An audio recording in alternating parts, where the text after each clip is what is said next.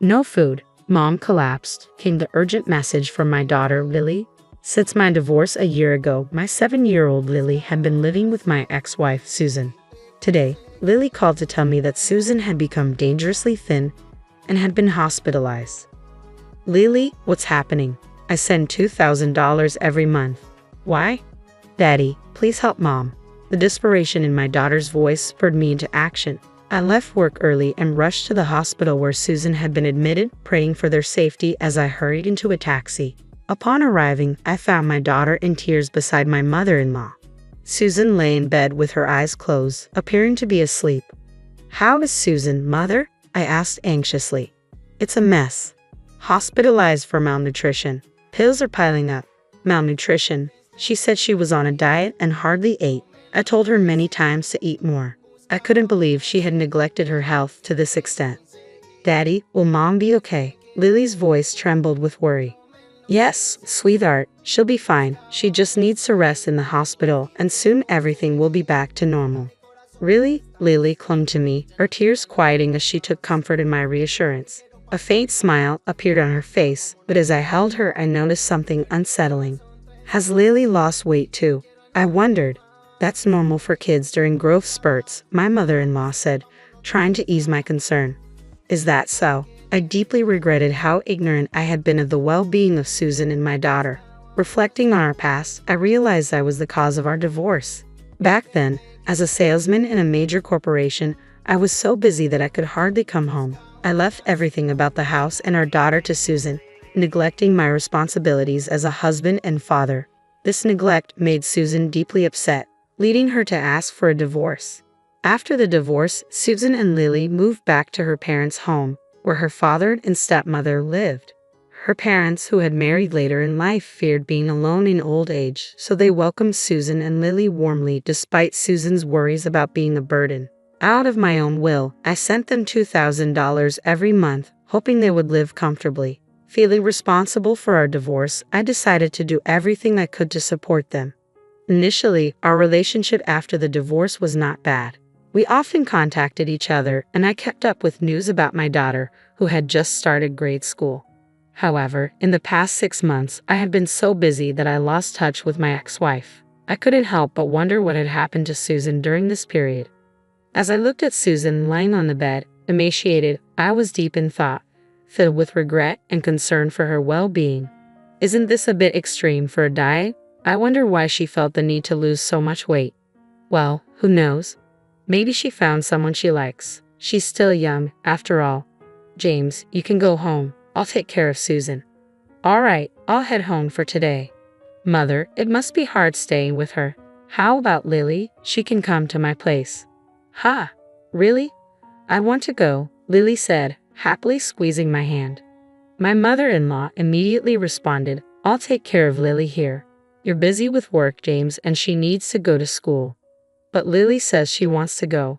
I can drop her off and pick her up from school. You're busy with work, and it's difficult for you to take care of her. Plus, you don't even have custody over her. Her reasoning left me at a loss for words. I see. In that case, when she wakes up, could you ask Susan if she'll let me take care of Lily while she's hospitalized? Regardless of what you say, she's still my daughter.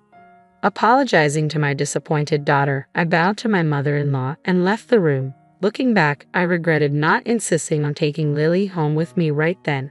Several days passed since Susan was hospitalized. One evening, after work, I returned home to an unexpected sight. My daughter was there. Lily, did you come here all by yourself? Daddy, she said, looking up at me anxiously. Lily was dressed in the same worn-out clothes she had on at the hospital. A faded t-shirt, scuffed shoes, and her hair, clearly self-tied, was in disarray. It was the same discomfort I felt back in the hospital room. At that moment, consumed by concern for Susan, I hadn't paid much attention. But now, the realization hit me like a wave of failure as a father. Inviting Lily into the house, I offered her a cup of hot milk. Doesn't your mom buy you new clothes or shoes? No, it's not like that. Lily shook her head, seeming to struggle with her words as she looked down. I've been working hard, sending money so you and Mom could live comfortably. Has it not been enough? Dad, that's not it. Lily's voice trembled, her eyes brimming with tears. I placed a comforting hand on her back, silently urging her to speak. After a moment, she seemed to gather herself, taking a deep breath. Grandma does mean things to me and Mom. She barely lets us eat. No way. Is that really true about Grandma? It's true. I manage because I get lunch at school, but Mom's always hungry. That's why she collapsed. And Grandma goes out every night, and when she comes back in the morning, she always badmouths me and Mom. Since we moved in with Grandma, Mom has been treated like a servant every day. Lily's words, punctuated by tears and frustration, hit me like a ton of bricks. Could Susan's malnutrition be caused by her own mother? How could this happen? If I had stayed in contact, maybe I could have prevented this. Feeling a mix of frustration and helplessness, I bit my lip only to feel a small, warm hand gently touch mine. Dad, don't cry. My heart clenched as Lily bravely smiled at me, holding back her own tears. With her encouragement, I resolved to help my ex-wife and daughter. About a week later, I received a call from the hospital about Susan's scheduled discharge. Normally, the in-laws would have been the first to be informed, but I had made arrangements with the hospital to prevent that. I had become suspicious of my mother-in-law, noticing how she always obstructed my visits with Susan and limited our communication. Her incessant calls, even when Lily was staying with me, coupled with Lily's troubling stories, convinced me that something was amiss. So, I decided to take Susan directly to my house on the day of her discharge without informing my mother-in-law. When Lily and I arrived at the hospital, there was Susan, thinner, yet with a much healthier complexion than when she was admitted. "Thank you for coming to get me. I'm sorry for the trouble." Hearing Susan's voice properly after so long quickened my heartbeat. I was immensely relieved she was alive. Just as I breathed a sigh of relief, Lily rushed to hug her mother. "Mom, I'm so glad you're okay now." "Lily, I'm sorry for worrying you." Their emotional reunion brought a lump to my throat, but I knew we couldn't linger for my mother-in-law to arrive. Hastily, I ushered them into the car and drove home. "It feels nostalgic," Susan said, relieved, as we arrived at the house we once shared. Waiting for the right moment when she seemed calm, I broached the subject.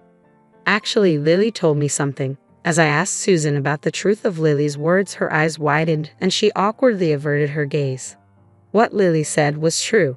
After our divorce and my return home, my mother began treating me like a maid. Even when I started earning from work, she took all the money. There were even times she wouldn't let me eat because she claimed I didn't earn enough. "Why didn't you talk to me about it?" "How could you say that?" "I couldn't ask for help because I was the one who initiated the divorce. We hadn't been in touch recently, so I assumed you found a new partner. I didn't want to interfere with that." "A new partner? No way. Besides, didn't I transfer $2,000 to you every month? How did you fall ill?" "If you're lying, I haven't received anything." "I'm sure the money was transferred just fine. It should be recorded in your bank book." "My mother took both my bank book and debit card. She told me that you stopped sending money a long time ago, that you found someone new, and had abandoned me." I was stunned. If only I had kept in touch more diligently, this wouldn't have happened, but it's too late to regret it now. "She also took my credit cards and used them without my permission." "But couldn't you have run away?" "If I did that, they would turn on my father, who is left at home. I can't leave my father alone." Susan choked up as she said this. My mother-in-law was a big spender, and when Susan and I were still married, she would often come to us asking for money. Despite this, she was generally pleasant and kind, so I believed Susan and Lily would get along with her.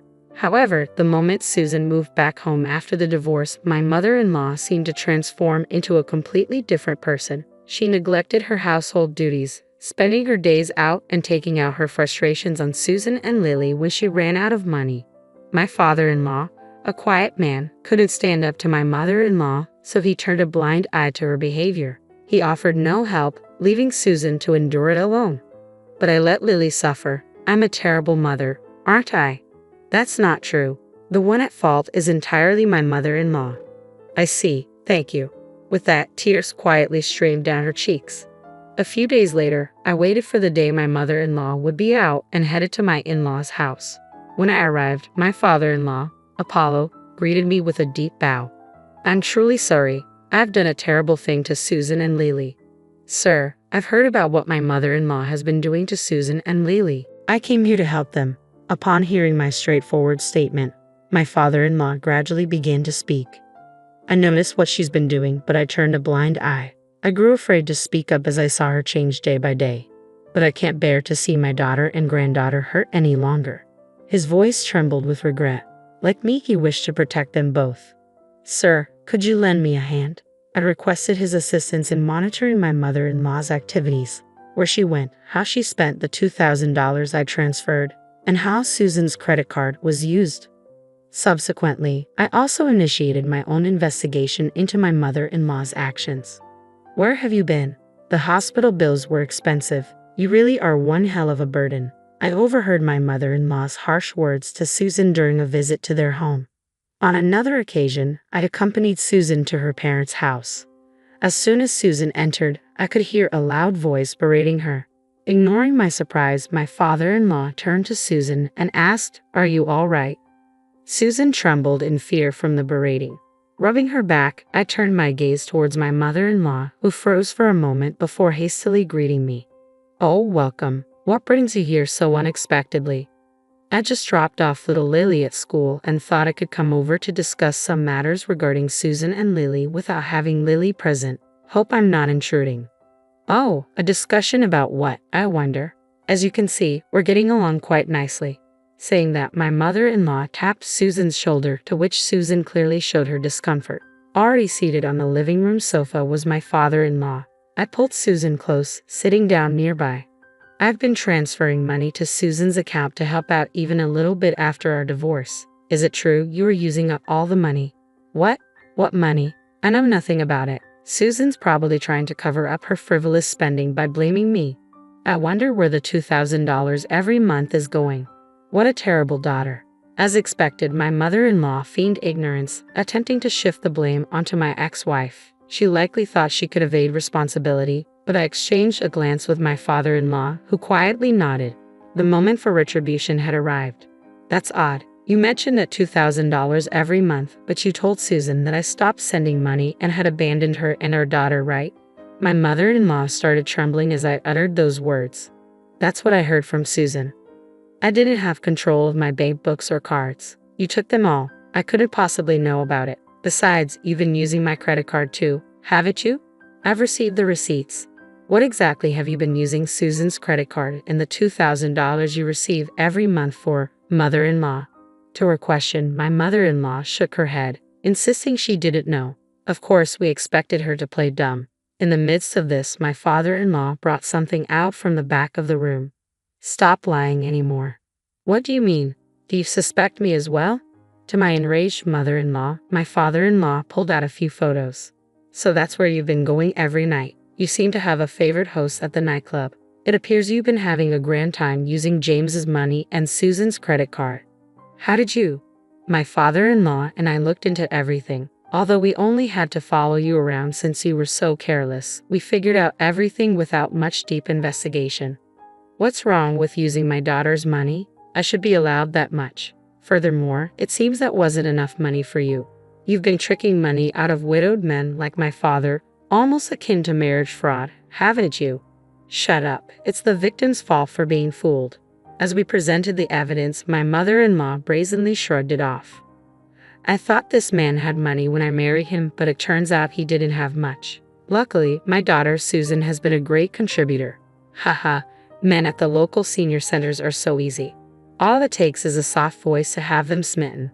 Hearing this, my father-in-law's jaw dropped to the ground. Susan and I were at a loss for words. We're calling the police. No, anything but that. At the mention of the police, my mother-in-law turned pale, but I went ahead and called them. Why would you call the police? This isn't looking good for me. So you're aware that what you've done is wrong. Just don't call the cops. I apologize for everything. Forgive me. Judging from your attitude, it seems like you've done this before.